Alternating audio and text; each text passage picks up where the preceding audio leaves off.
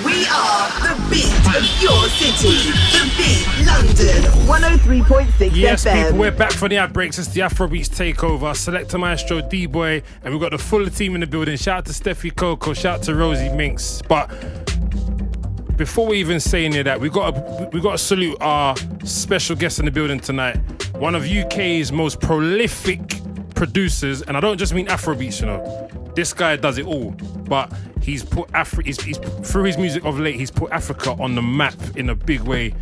Ladies and gents, please make noise for the infamous DJ Juls, aka the original palm wine tapper. No, I'm joking, that's me. I was about to say you're giving away your AKAs, Maestro. Just like that easy. Before we go and start the interview, though, we have to spin his track so you lot know the magnitude of tonight's show. So we're gonna play Mr. Easy and Jules. This one's called Skin Tight featuring FBR. Keep it up, people. It's the Beat London 103.6. Yes, people, it's the Afrobeats Takeover. We have the infamous DJ Jules in the building. How's it going, sir? Good, you know. How are you? We are blessed. I just gotta say, yeah, like I said this last time when you came in, you are one of the coolest guys that I know. Not even coolest artists. I'm saying, like, in terms of your demeanor, like it's just like, Charlie, no problem. Like, do you ever go through any situations where you're stressed? These times the problems are there. Nah, do you know what I mean? You like, have no idea. I've never seen Jules like out of place. You know, it's like he's always calm. The thing is, like, even if you're going through a lot, you know, you just have to. You can't stress too much. You can't stress, yeah, for real. I would stress a lot internally, but you know, out there is, You gotta keep it cool. Yeah. You gotta keep it cool. But first, how did you guys know I needed a hairbrush? Whoa. So, I'm gonna let Steffi talk to us a little bit about that. Steffi, what was the situation, man? Because this is all Steffi and she sorted it out. I don't know what went down with that. The gift you guys gave me, thank you so much. Do you know what it is? He's so busy in the studio. It's natural to forget that stuff. Yeah. It's natural to forget that stuff. And the hairbrush in particular is, you know, them hard ones. It's the hard ones. I need that. For the fade, you get me? That's a Ghanaian hairbrush, bruv. That is a Ghanaian hairbrush, straight. Nah, much love. First and foremost, let's get into it, man. Really and truly, like, the last 12 months has been an amazing 12 months for you. I'd like to say you've produced some of the hottest tracks. Like, I'm sure, like, I don't think any other producer has produced the amount of tracks. I mean, fair enough, one artist, but the amount of tracks and the amount of hits that you've produced in the last 12 months. I mean, how are you feeling and how has the response been on social media in just general and the music scene taking that? It was good, you know. I think with the music, when I started, obviously the recognition wasn't really there because the songs were not as popular. You know, it was more of the hip hop side and stuff. But, Yeah. you know, tapping into this new sound with Easy and Eugy, it really opened doors. Do you know what I mean? Because I think what I did and probably what, you know, a few other producers like Maleek and that did was slow down. Slow down the tempo. Slow down the tempo. You know, not too much going on, not too quick. You know, just mellow vibes. Which has really changed stuff. So I'm very happy with what it's done. A lot of people are feeling the sound, not just Afrobeat artists, but like artists all over the place. You know? So the calls and the emails and the messages are always coming through. Enormous. So I think it's good. It can only get better, but obviously you can't really just focus on that particular vibe. You need to try and switch it up a bit. Switch it up a bit. Yeah. I mean, like, we're talking about some of the work that you've done in terms of just producing, but we've got to talk about one of the biggest tracks, I would say, in the last, I don't know how, I can't even remember when you released it. Marshall probably juggle my memory. Teeth. Like, Teeth. Yeah. Like, you know, that, look, Steffi's saying that's her favourite song. That song, it was legendary. And like, I remember when that song was a loop. Yeah. When the loop, I went crazy with that. Just the loop. Yeah. And then Easy ran in the booth. Like, he heard the loop. I remember he was sitting there, he was like, hold it, ran in the booth, and then he started freestyling his bit. You know, so literally, talk to us about your production process. I mean, what kind of science goes on in your head? Well, I can talk about that record. First of all, that record was done probably about a year ago, and it was just like it was just there. Yeah. And I just think one evening, I think we were going to Team Salute studio. Yeah. and they said, you know, a couple. We just had a session, so I just said, you know what, let me just listen to some of the old stuff that I did, and I did that, and I was like, maybe I should take this over. You know what turns into, and they were able to create the sound there. But with regards to my process, it can be anything, you know. Like I could be in like a rave, and I'll probably hear a song, and I'm like, I like the song. Inspired by it, yeah. Inspired by it. You know, when I was on my way here, I was listening to some crazy music, and I got inspired to make something. So it just depends, really. I want to talk about the creative process as well. Like when you make a beat, do you think, okay, you're making a beat, and you think, okay, this beat is for this artist? Do you have the artist in mind, or do you just think, look, I'm going to go into the booth, I'm just going to make music? Like, is it that constructed, or is it just all freestyle and flow? Most of the time it goes left. Like, most of the time, maybe management would say, oh, you know, this person's hit me up, they're interested in the beat, so I'll be working on that beat based on the stuff that person has done. Yeah. But most of the time it just goes the other lane, it turns into something else, and then it's for another artist. I try to have that in mind, but it just goes off. Just goes off.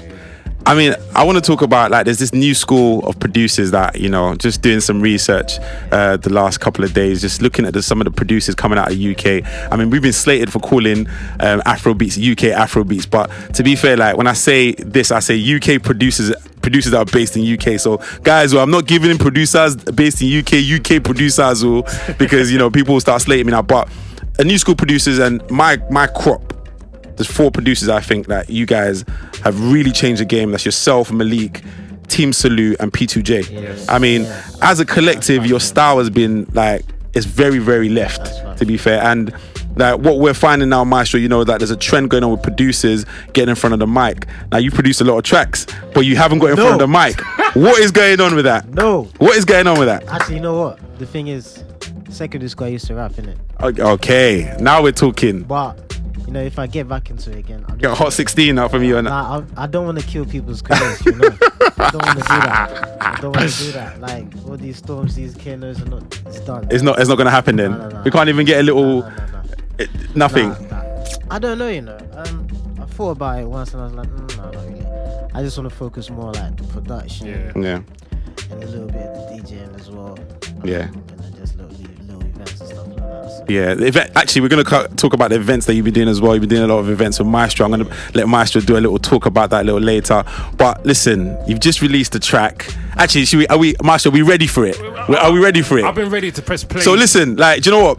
We're going to get back into this interview, but I think it's only right because it's just standing over my head and I want to ask you about the song, but I'm trying to lead into it.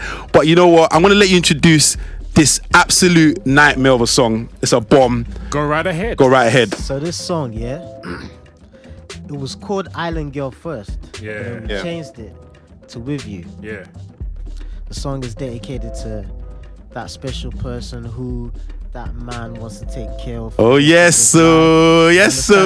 Halle Berry, He wants to run to the sun with the woman. He wants to give the woman his all. Do you know what I mean? And it features my brothers Maleek Berry, Stonebwoy and Eugy.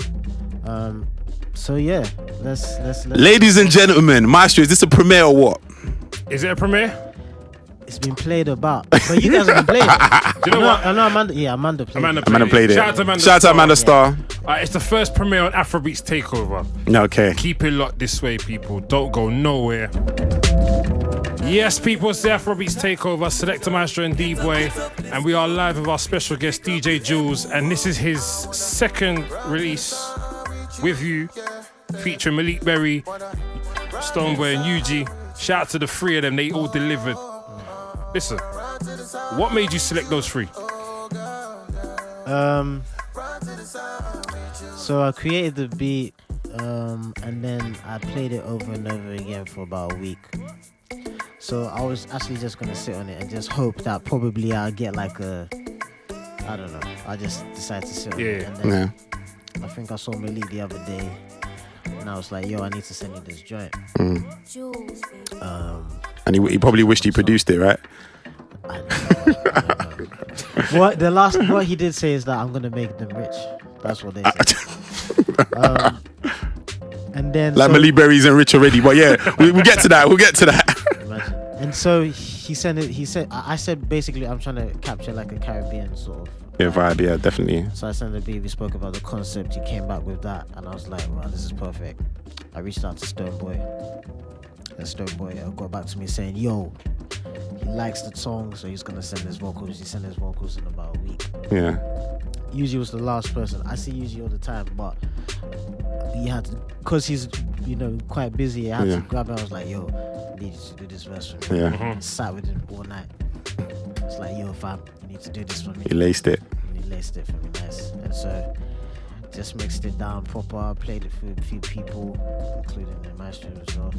And I was like, yeah, man, definitely a wicked combination. How was it working creatively with another producer? Because like having two producers, I know, like I said, Maleek Berry's an artist as well, but having another producer send another producer a beat, like you said, you played it to Maleek Berry and he liked it. But is there ever a clash of like, the that? funny thing is, like, Maleek, like, I say this all the time, like I really look up to Maleek Berry, like from time, like when he started from the matter, when he started from the video from the source. From the source, yeah. I just, saw him as his growth has been phenomenal, hasn't it? Yeah. Exactly. What people don't know is that he's a songwriter. Yeah. Like he writes a lot of songs for these artists. And, he's actually a proper musician.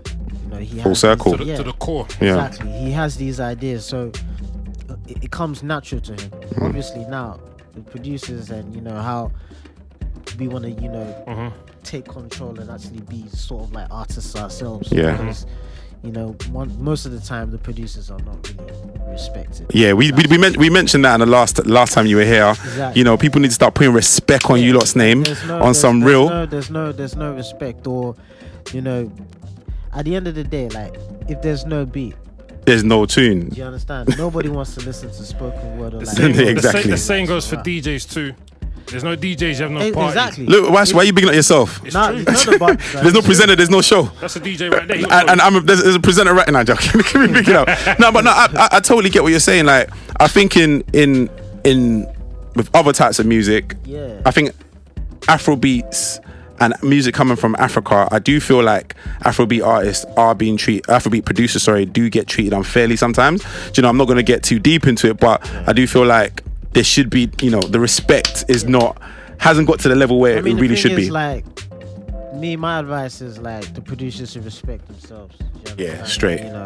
Carry yourself correctly. That's what I'm saying. Producers respect yourselves, and then artists respect the producers, because we can just decide to take our kicks and snares and hi-hats and go and then go home. Yeah. And then you're just sitting there, looking at the sky. But Charlie, this video, listen, you released this video 2 days ago, and in 2 days you've got nearly 10,000 views.